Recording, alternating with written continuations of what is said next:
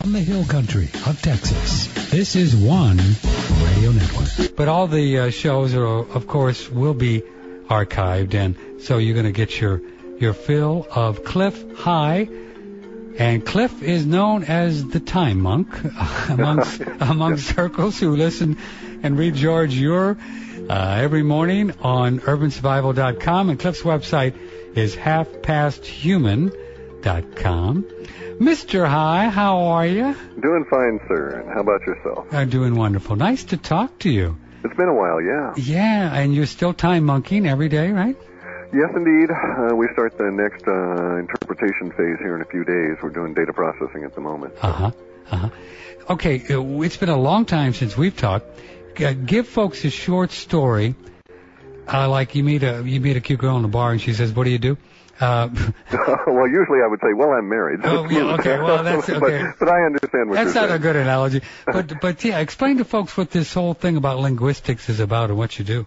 Right. Well, I'm operating under the theory that all humans are psychic to some degree, whether they know it or not, and that psychicness leaks out in their particular choice of words around daily conversations at an unconscious level. And I go on out with my software programs and scoop up all these daily conversations and sift through for archetypes that seem to presay the future to a greater or lesser degree. I mean, sometimes we're fairly accurate, right down to details, and other times we just get a general sense of how things are going to develop and have the headline, if you will, but none of the details that you might find in the story. However, occasionally, as I say, it's shocking how accurate it can be. Yeah, such as the Chinese quake, last year and that kind of thing. You, of course, have heard of the idea of like NLP, conscious languaging, the Bruce Lipton stuff, and Sure. and all that. And we all understand at a basic level, if we were brought up in the '60s, that we create our own reality. So it is the idea that you go by that people, let's see, I don't want to put words in your mouth, but they like kind of intuitively at a deep level, they kind of know what's up, even if they can't verbalize it, but then it comes out in the way that they talk, even if it's on a gardening forum. Sure, or they're discussing, grilling or something, and they have a particular choice of words, and one word is more archetypical than another. So for whatever reason, they drop out of their usual lexicon and use a word that maybe they haven't used in, weeks or months or maybe even years. And it's those little prompts from universe that bring those words out, and mostly they, as humans, and it just kind of dribbles out of our fingers onto our keyboards and into the internet, and I go sifting for it because I am aware of it. But if you really were a sensitive individual, you could probably pick up on it in real time. And archetypical, what does that mean exactly? Archetypical. Archetypes are defined as aggregations of, in our viewpoint, are aggregations of linguistics around core human concepts that are not cultural specific. So in other words, family pretty much means the same thing to a person in the wilds of the Amazon as in Sweden, Denmark, or here. I see. So family is an archetype. Make sense? Yes. And yeah. Family would be an archetype, or trading currency is an archetype, or the planet is an archetype. We all have a relationship to the planet, and weather, which is another archetype, and it's a subset of the planet, and it just drills down into incredible complexity. Oh, well, how do you know what kind of things to fish for? I mean, it's not like you just don't throw bait into a water. You have to tell your computers what to look for, don't you? Yes, I tell them what to look for, and then I allow a certain amount of freedom in the software to find and pursue related links.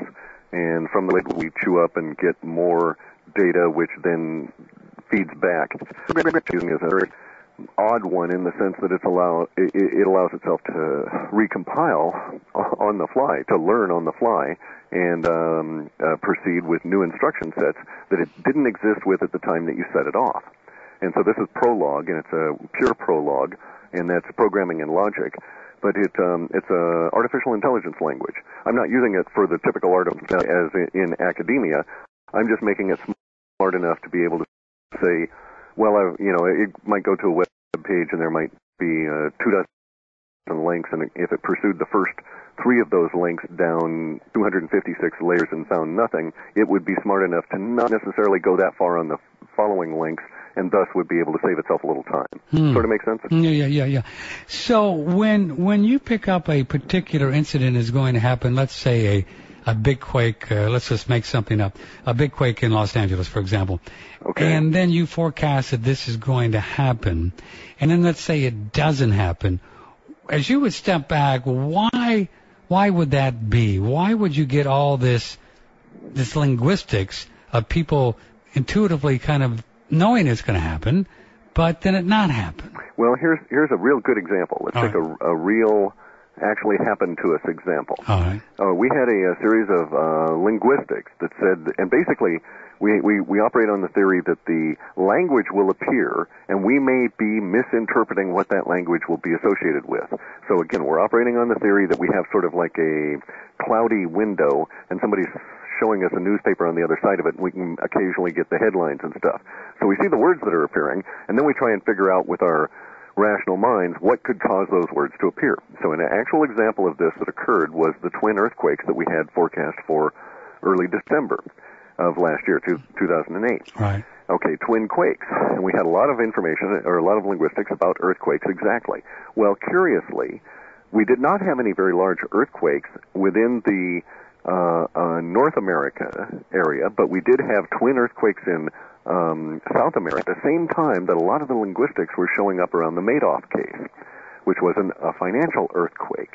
So the linguistics actually did appear, and we had those accurately forecast, I think down to about 68% of the linguistics that showed up in the newspapers relative to the Madoff financial scandal were actually predicted, but we had them over in the twin earthquakes area because we couldn't disassociate it, and they both happened at the same time. Wow. Two twin earthquakes in Latin America that had very low media presence, but enough that they were in the media at the same time as all this other earthquake language, but it was relating to the Madoff financial scandal, and thus we misinterpreted it and saw all the languages relating to the twin earthquakes.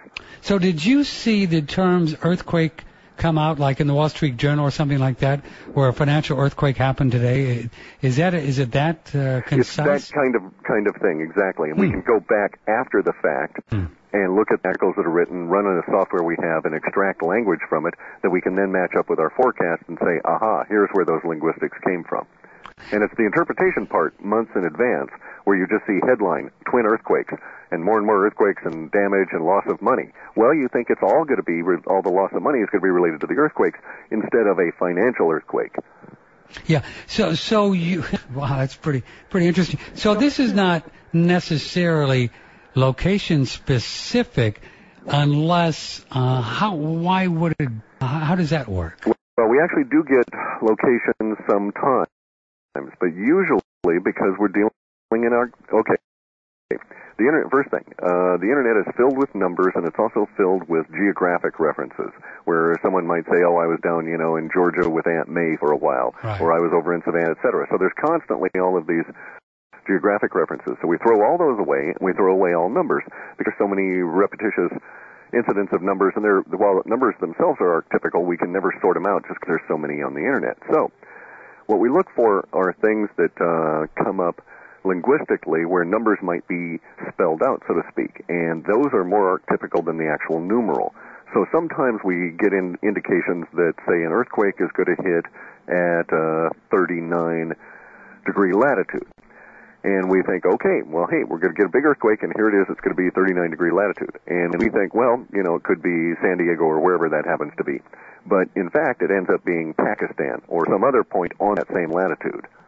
Our are broad usually in that sense. Now, and we can misinterpret, too. We had a forecast for the 6.3 earthquake that struck Hawaii. We had the 6.3 number absolutely accurate, but we had previous in our for it was associated with the word 50. Well, we kept thinking the 50th parallel, and thus Alaska, not thinking of the 50th state. I see.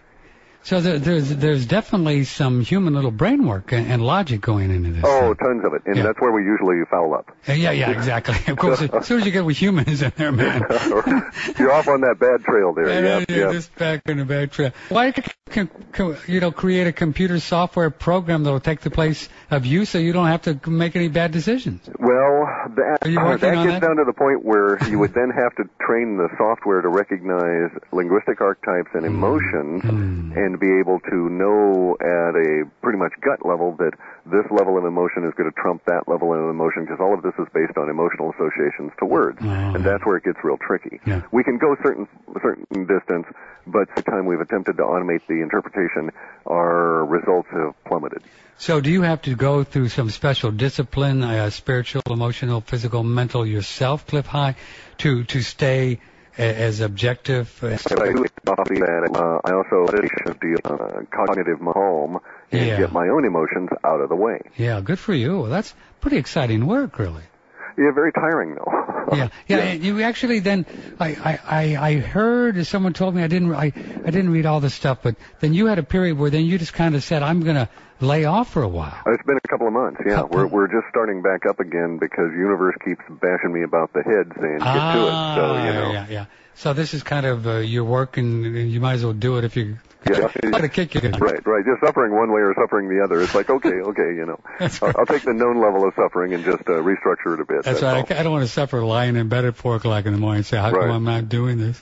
I have a bunch of people listening now because somehow they're able to get on. God bless you all for being courageous and persistent in getting on. Once again, a quick word that we just got slammed the last 30 days or something. I don't know. It's just like exponentially people finding OneRadioNetwork.com. And so the website getting slower and slower, and we were trying to figure out what the hell was going on. So now we have a new server that we're uploading all the MP3 files, and as you found out tonight, it's not there yet. So we suspect in a couple of days that you're not going to have any problems getting on, but I appreciate your persistence. Here's the phone number if you care to converse with Mr. Clif High, halfpasthuman.com, 888-663-6386. That is 888-663-6386. Coming in, don't be shy. And if you are shy, well, email works, patrick@oneradionetwork.com. Ask him anything you want except what number to play in roulette if you go to Vegas. I don't think he's going to... No, we don't do that. I don't think he's going to know that. Speaking of that, though, I have to ask you. Now, can you not use this? See, I'm an Italian, probably former of its life, so I'm going to ask this question. Yeah. Could you not use this technology to maybe make some good investments? If you're thinking of it in a generalized sense, I'm certain that is the case. Because you're talking investments as opposed to gambling. Yeah. So you could do geopolitics and that, which actually, of course, leads investments. Correct. Right. And that's basically why our subscription base has been composed of the people that it has, because many of them indeed do just that. As an instance, we had this fellow that wanted some information about Brazil for a private run. We came up with some information. He went on down and invested in 3 companies. 6 months later, they made an oil strike, and he owned a large chunk of the 3 major oil discovery companies in Brazil. So he made out like the proverbial pirate. Mm-hmm. Yeah. So yeah, you can do that sort of thing. I can't bother myself with it because then I get my emotions involved in it, and it's a downward spiral. Oh, I see. Come on, oil prices. Get up there, oil prices. Yeah, or basically, no, I think gold's going to do this, and that would pollute my mind if I was looking at it and that kind of thing. So basically, my deal with Universe is that I'll do the work, and it provides subsistence at least an adequate level, and that's why I don't have to worry about that, and I can do the work with a clear conscience and a clean mind because I don't have an emotional attachment to the outcome of a lot of it. Mm-hmm.